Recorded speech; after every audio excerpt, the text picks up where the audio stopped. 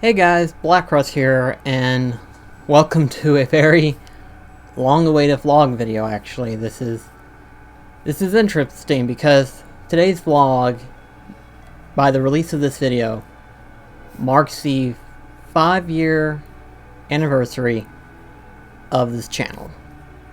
More specifically, the channel itself, but technically it's went through a evolution, if you will.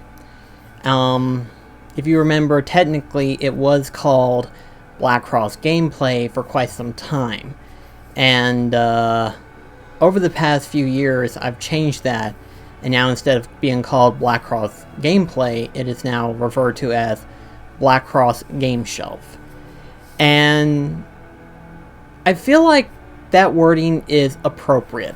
I think it is a very appropriate wording to use in this particular sense, because from where I used to just do lots of Let's Plays, now I figured I needed to do something different in regards to what I normally do, you know, because most of the videos that I put out, I just put whatever I'm either interested in or I want to talk about, in terms of either whatever I'm collecting, whatever I'm playing, reviews, so on and so forth. But in these last few years, I've changed as a person. It may not seem that way, but compared to whenever I first started this journey, it definitely has changed dramatically, what these 5 years have been. So, let's go ahead and just kind of go through this road of evolution and then see what all I've done and what seems to be the problem with the channel itself. Because even though, yes, I've been on YouTube for 5 years, it hasn't really gone the way I had originally planned. So whenever I first started on YouTube, I originally had the ideal of basically doing a Let's Play series, continuously playing video games, and continuously releasing as such. Over the past year and a half to 2 years, I transcended from where I did mostly Let's Plays, and then I went on to do like video game news and stuff, or different video game topics, because I realized as I was trying to do Let's Plays, I wasn't really doing a good job of doing commentary, and I was like, I need to do something to provide a little bit better commentary in some form of way. And unfortunately, I sucked in that area. That was apparent. I sucked at doing that area. And over the course of time, I realized doing Let's Plays, the biggest problem was that I couldn't do commentary on my own, you know, beyond just playing the game, you know, just enjoying it for what it is and stuff like that. I couldn't really get past the ideal of talking and playing video game in that regard, and it goes beyond more than just like doing what I'm planning on doing next. It's trying to carry on a conversation without anybody in the room.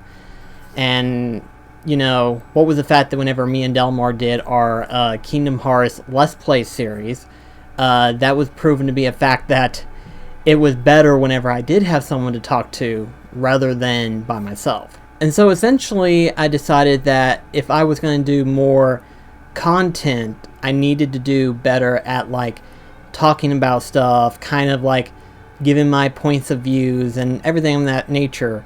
And slowly but surely I've successfully kind of busted out of that trend of like not being able to talk my mind, and now I actually feel comfortable talking and being a little bit more loose-lipped.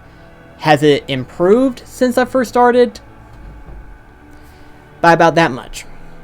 And that's not a lot, you know. In the past 5 years, my commentary has not grown any further than that, and unfortunately, that's where that problem comes into play. Unfortunately, it has not grown at all. And then, of course, if it ain't that, it's the fact that I've been trying to learn how YouTube technically works, how I could possibly get more subscribers and stuff like that. And I was constantly shifting back and forth between what I wanted to do versus how either YouTube and everybody else was doing it. And it's weird of how in the past 5 years, how things have changed so dramatically. 5 years ago, if you don't know, the adpocalypse happened where everybody that was on YouTube that usually make revenue, all of a sudden they wasn't making any revenue whatsoever. The good news is that technically I started it, and I started on YouTube, and therefore I wasn't making any money, so it didn't really affect me that badly. But I started to realize that maybe I might have come in a little bit too late. But there is a good thing. The good thing is that I didn't get involved in it to where I couldn't learn from it, you know? I literally was a spectator, and I realized, okay, if I want this to be a reality, I need to learn how I can evolve and do it my own way, to where that way it won't affect me like how it's affected everybody else. You know, for a lot of YouTubers, they usually have a crew with them, you know, depending on the YouTuber itself. Some do it by themselves, and they seem to handle it just fine. But for those that actually have a big crew, like the Completionist or JonTron, with more people being involved with one channel, you have to have that much more profit coming in order to pay for all the costs.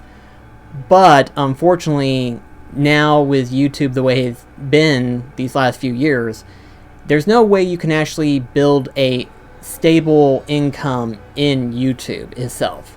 Ultimately, these past few years, I have changed as a person. How much so? My mindset is different. When I first started on YouTube 5 years ago, my original ideal was to make a difference in my lifestyle. And my mindset in that idealization thought, okay, doing YouTube full time. That'd be awesome if I can get to that point, you know? Making my own income, trying to make content on a daily basis and stuff. All these things, and unfortunately I have not gotten anywhere near my original goal like I had thought. And now my mindset had went from where it thought doing YouTube full time in 5 years, and now it's like this has now become a hobby channel as to oppose an actual business practice. And then of course 2 years ago, I started to do live streaming on Twitch. And I like doing live streams. I really do. I do enjoy them. I do enjoy the occasional appearance that some people show up for my streams and stuff. And you know what? That's perfectly fine. It's basically a casual stream. It's not meant to be a hardcore stream or anything like that. It's just, if you want to sit down and watch someone play a video game, I am more than happy to oblige to your visit, per se. And then of course the fact that as I'm streaming, I'm also releasing some of it on YouTube and stuff, especially my most recent one being that of the Kingdom Hearts 3 100% playthrough series. That one, to some degree, has been seeing some positive feedback. Not a whole lot of views, but enough to where I feel comfortable in keeping doing what I'm doing. And then of course there's the fact that I did change my channel name from BlackCross Gameplay to BlackCross Game Shelf. And as such, I enjoy doing what I've done on this channel better than what I have in a while, you know, where it's just basically a hobby, you know, whatever I'm doing, whatever I'm collecting, I talk about it and stuff like that.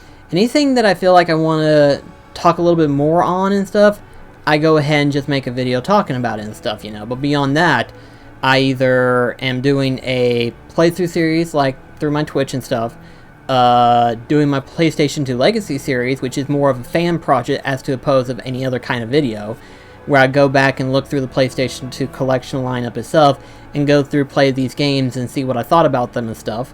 And then of course there's the individual video game reviews that I've done. Some of them are actually really good, and I'm glad that people are kind of like hopping into the review series. I can't really do a whole lot of them based on my time frame and stuff, but I am trying to get as many reviews as I can build up on my library and stuff. So there's still more games that I can still play and review on and talk about and stuff like that.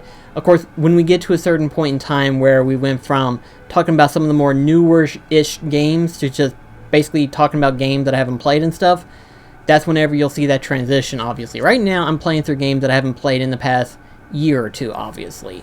But I'm slowly starting to get up to pace to where I'm finally falling into the lineup of games that I want to play, and it's been like 5 years or so, I think.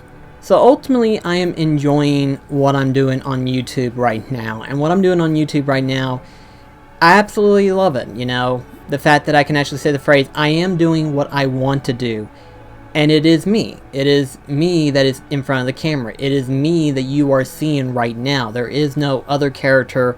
There is no other personality. It's just, you're seeing the person change over time, and you're seeing the person be who he is right now in this current state of affairs, you know. And whether or not people enjoy that, I don't know, but then again, there's a lot of different YouTube channels. There's travel vlogs, there are just vloggers themselves, there are collectors, there are hobbyists. I mean, the best part about YouTube, and it's one that YouTube doesn't stress enough, is that YouTube is you. You as a person, you making the video, and you being who you are, you know. And the bad thing is, in these past few years, YouTube has kind of censored the you part, and basically saying the them part, you know, them tube. Basically, what they say goes type tube. And over the last few years, that has been apparent, and a lot of people hate that. They hate the fact that they can't express who they are, they can't be who they are, and instead YouTube has to like demonetize them, or in worst case probably flat out shut down their channel for whatever opposite reason. What's funny is that a few months ago we did have the announcement that Kappa was going to be involved with YouTube, and a lot of us thought that channels was going to be shut down left, right, and center and everything of that nature. Thankfully, it looks like that is not the case. It looks like it was just a scare tactic to scare away certain channels that they were trying to target out.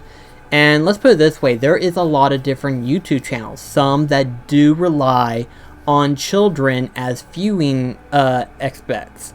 You know, what with the fact that they're trying to use children to target the audience and then use the ad revenue in order to rack up on it. And now that's been officially cut off, and now those type of people are either A, finally being out of the picture, or B, evolving into the adjustment to where they can still create the content that they enjoy and still be viewable for children and stuff. And I think we're going to see that line between who is a real person and who is not, and they're using it as a form of just fast cash grab, if you will. But overall, I'm glad that I'm still on YouTube. I'm glad I'm still able to do what I'm doing, regardless of all the changes that YouTube is going through, regardless of what the algorithm says it needs to be and what needs to be done. I'm glad to know that I can still do YouTube the way I want to do it, and it be because I enjoy doing these things. You know, I enjoy playing the games that I enjoy playing. I love talking about them. I love collecting the stuff that I've been collecting. And you know what? That's great. I'm glad that I can still do it right now. So, thank you guys so much for watching. I'll be sure to see you in the next video. Again, 5 years is hard to believe it's been that long. But yeah, I just wanted to talk about my personal thoughts about this whole thing. So, thank you so much. I'll see you in the next video.